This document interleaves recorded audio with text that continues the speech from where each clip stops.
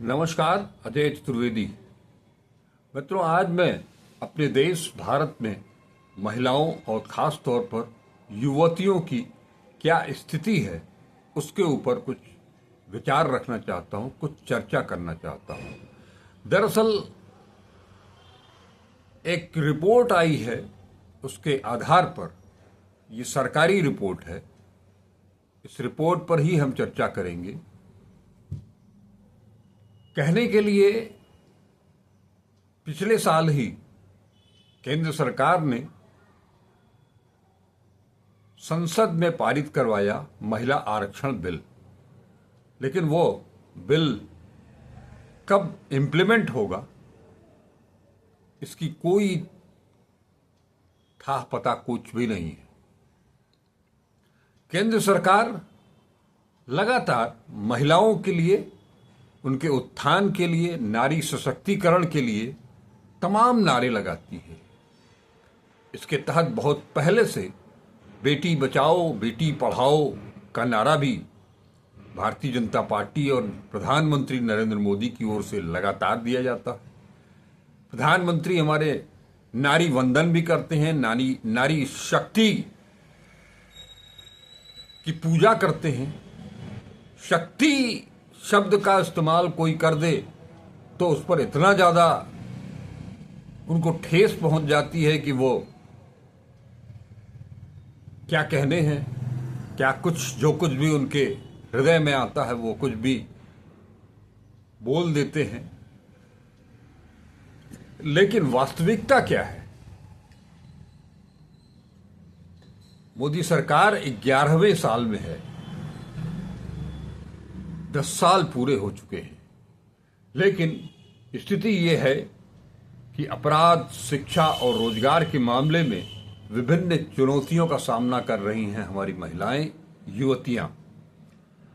अपराध की बात करें तो आत्महत्या की दर में वृद्धि देखी गई है, खासकर 15 से 29 और 15 से 39 वर्ष की आयु वर्ग में। इसके अलावा घरेलू हिंसा, यौन शोषण और अन्य आपराधिक गतिविधियों का सामना युवतियों को करना पड़ता है।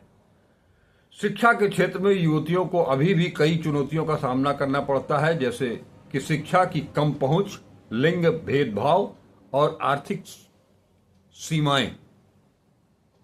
रोजगार के मामले में युवतियों को अभी भी समान अवसर नहीं मिलते हैं और उन्हें अक्सर कम वेतन और कम पदों पर रखा जाता है। इसके अलावा उन्हें घरेलू जिम्मेदारियों और सामाजिक दबावों का भी सामना करना पड़ता है। इन चुनौतियों के बावजूद भारत में युवतियां अपनी प्रतिभा और संघर्ष के बल पर आगे बढ़ रही हैं और अपने अधिकारों के लिए लड़ रही हैं। अगर हम अपराध और हिंसा की बात करें तो भारत में युवतियों पर बढ़ती हिंसा एक गंभीर समस्या है, जिसमें उन्हें कई प्रकार की हिंसा का सामना करना पड़ता है, जैसे घरेलू हिंसा, यौन शोषण, यौन उत्पीड़न, एसिड हमले, अपहरण और मानव तस्करी। यह समस्या न केवल युवतियों के लिए बल्कि समाज के लिए भी एक बड़ा खतरा ही नहीं, अभिशाप है। भारत में युवतियों के खिलाफ अपराध की दर में वृद्धि हुई है, जिसमें 2015 में 3.29 लाख मामले दर्ज किए गए, जो 2016 में 9,711 की बढ़त के साथ 3.38 लाख हो गए। इसके अलावा राष्ट्रीय परिवार सर्वेक्षण NFHS-4 के अनुसार 15 से 49 वर्ष आयु वर्ग की 30% महिलाओं को 15 साल की आयु से ही शारीरिक हिंसा का सामना करना पड़ता है। हिंसा की जो मुख्य वजहें हैं उसमें पुरुष वर्चस्व, समाज में पुरुषों का वर्चस्व जो महिलाओं को कमजोर और असहाय मानता है, शिक्षा की कमी, महिलाओं को शिक्षा की कमी होने से उन्हें अपने अधिकारों के बारे में जानकारी नहीं होती, महिलाओं को आर्थिक रूप से कमजोर होने और उन्हें हिंसा का सामना करना पड़ता है। इसके लिए बहुत कुछ उपाय भी बताए गए हैं, जैसे शिक्षा की बढ़त। महिलाओं को शिक्षा की पहुंच बढ़ानी होगी ताकि वे अपने अधिकारों के बारे में जानकारी प्राप्त कर सके। आर्थिक सशक्तिकरण, इसके तहत महिलाओं को आर्थिक रूप से सशक्त बनाना होगा ताकि वे अपने जीवन को स्वतंत्र रूप से जी सकें। कानूनी सुधार के तहत कानूनों में सुधार करना होगा ताकि हिंसा के खिलाफ कड़ी कार्रवाई की जा सके। अब आपको बतावें कि एक सर्वेक्षण के अनुसार युवतियों में 45% महिलाएं शिक्षा, रोजगार और प्रशिक्षण से दूर हैं। सांख्यिकी एवं कार्यक्रम क्रियान्वयन मंत्रालय की ओर से वार्षिक मॉड्यूलर सर्वेक्षण 2022-23 की रिपोर्ट जारी की गई है।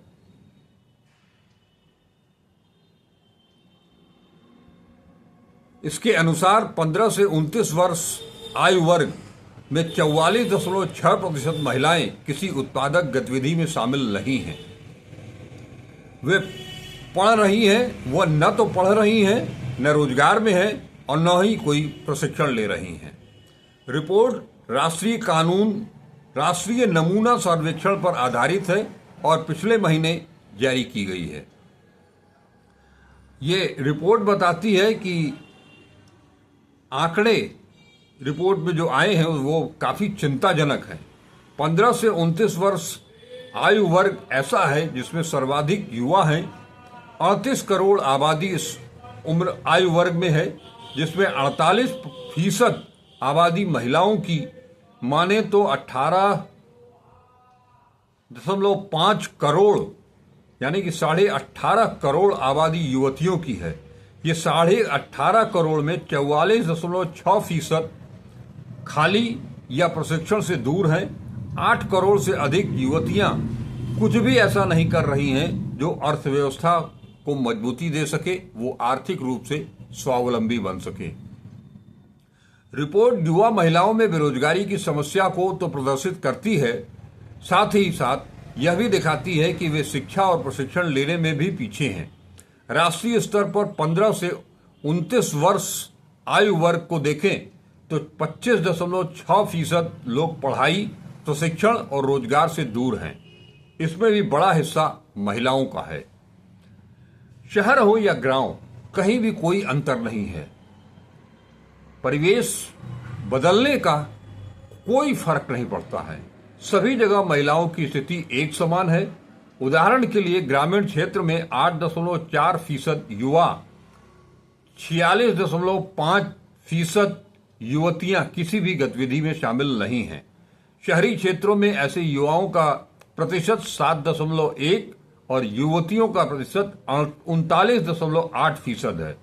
शहर हो या गांव, स्थिति एक समान है, बल्कि गांव में ये हालात और बद से बदतर हैं। बावजूद इसके सरकार के स्तर पर कोई ठोस कदम उठाते नजर नहीं आ रहे हैं।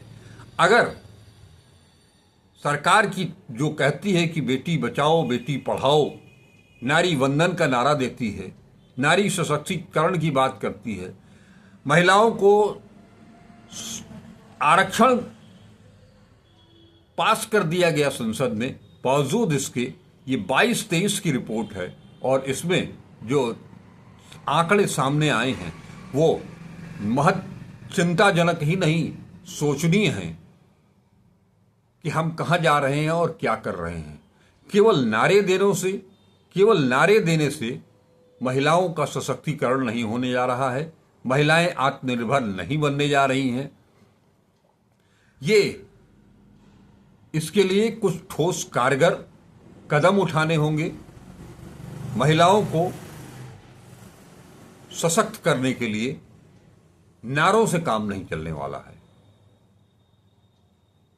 सरकार के स्तर पर, केंद्र सरकार के स्तर पर, राज्य सरकार के स्तर पर, हर स्तर पर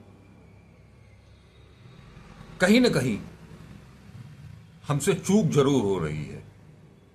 हमसे मतलब हमारा शासन, हमारा प्रशासन। नतीजा ये है कि वो न पूरी तरह से शिक्षा ग्रहण कर पा रही हैं और न ही वो अपने आप को उस मन स्थिति में ले आ पा रही हैं जहां से वो अपने आप को सुरक्षित समझें और पुरुषों के साथ कंधे से कंधा मिला करके पूरे अदब के साथ आगे बढ़ सके। कहने के लिए गिने चुने कुछ नाम आपको मिल सकते हैं। आजकल हर तरफ महिलाओं को आगे बढ़ते हुए देखना, बच्चियों को पढ़ाना, इन तथ्यों को लेकर के हम बातें बहुत करते हैं, लेकिन हकीकत में क्या हम वो कर पाते हैं? इस पर भी पुरुष समाज को भी सोचना पड़ेगा और महिलाओं को भी सोचना पड़ेगा। घर की हम केवल ये कहते हैं कि बच्ची को अगर पढ़ाया जाए तो 2 घरों का माहौल बदल जाएगा, 2 घरों की पीढ़ियां ज्यादा बेहतर होंगी। ऐसा नहीं, ये बात सही है। हम केवल परिवार से ही जोड़ करके तो उन महिलाओं को, उन युवतियों को, उन बच्चियों को क्यों देखते हैं? उन्हें सशक्त करने के लिए उन्हें बेहतर से बेहतर शिक्षा क्यों नहीं दी जाती है? सर्व शिक्षा अभियान चल रहा, लागू किया गया, बेटियों के लिए तमाम सारी योजनाएं हैं। उन योजनाओं का लाभ उन्हें क्यों नहीं मिल पा रहा है, इस पर विचार करने की बात है।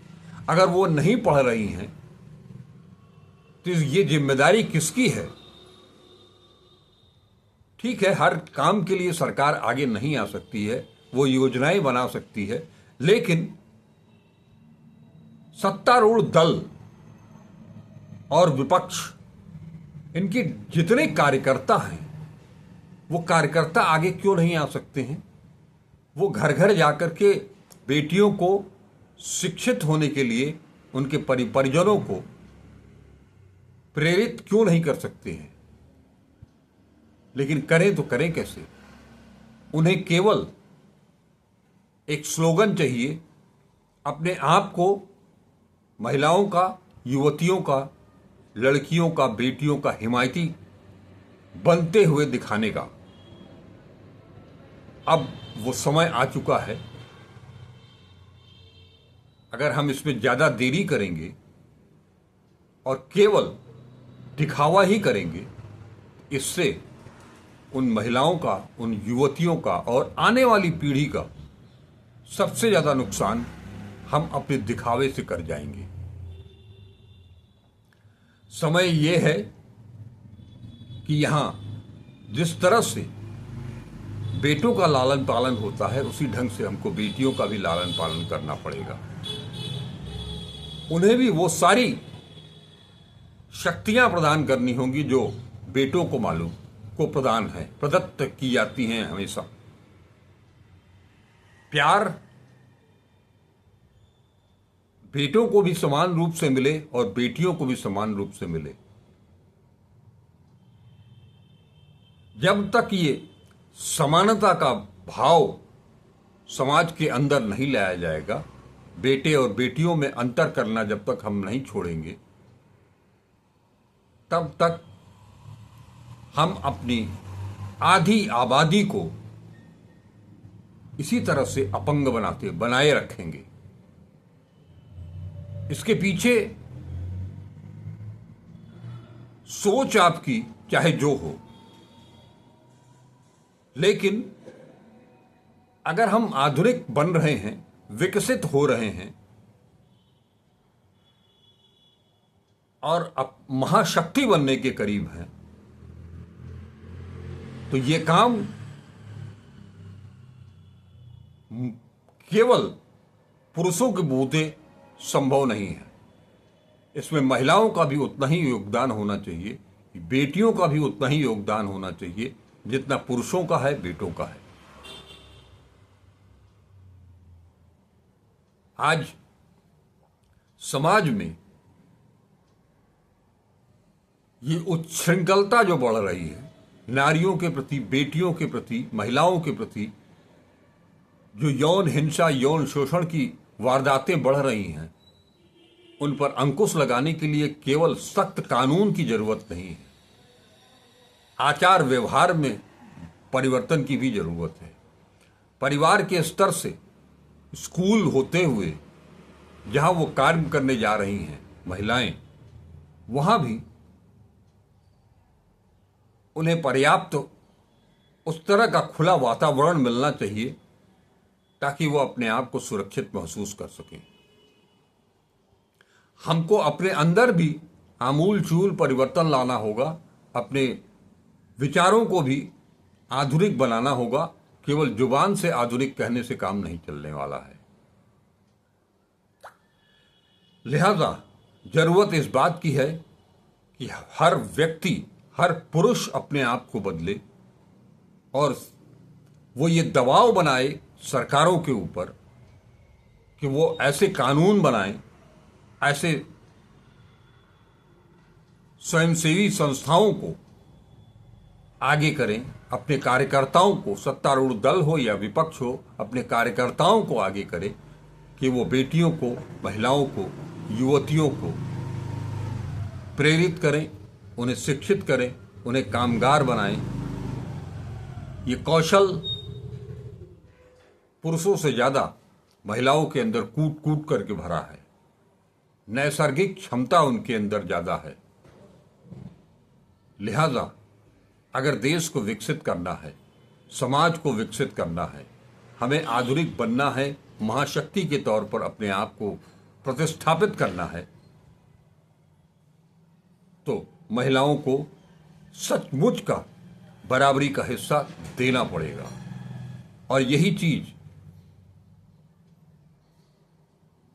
की कमी महसूस हो रही है। केवल चंद पैसे बांट करके, उनकी झोली भर करके, लुभावने वायदे करके, उन्हें चूल्हा चक्की में फंसा करके, गैस के दाम कम करके, गैस सिलेंडर के दाम कम करके, सब्जियों के भाव गिरा करके हम बराबरी का हक उन्हें नहीं दे सकते। उसके लिए उन्हें समान अवसर देना पड़ेगा। वो चाहे राजनीति का क्षेत्र हो, शिक्षा का क्षेत्र हो, विज्ञान और तकनीकी का क्षेत्र हो, प्रशासनिक क्षेत्र हो। और इन सब की शुरुआत होती है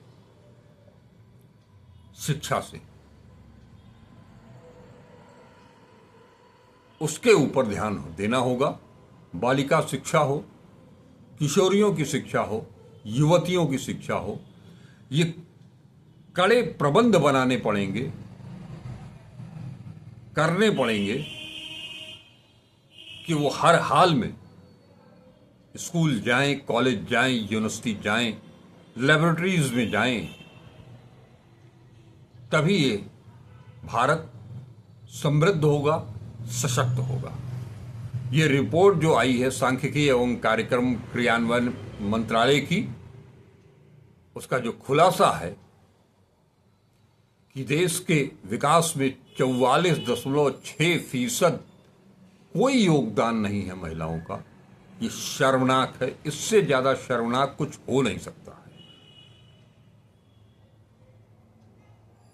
इसके लिए महिलाओं को जागरूक करना होगा, माताओं को जागरूक करना होगा कि बेटियों को पढ़ाएं जरूर, उन्हें स्कूल जरूर भेजें, कॉलेज जरूर भेजें। केवल माता ही नहीं, हर घर के पिता को भी ये प्रण करना पड़ेगा, ये संकल्प लेना पड़ेगा। तभी वो अपनी बेटियों को आत्मनिर्भर, सशक्त, शक्तिशाली और शिक्षित बनाएंगे। तभी ये समाज सशक्त, शिक्षित और शक्तिशाली होगा। यूं ही नारेबाजी से नहीं होगा। आज बस इतना ही। नमस्कार। अजय चतुर्वेदी।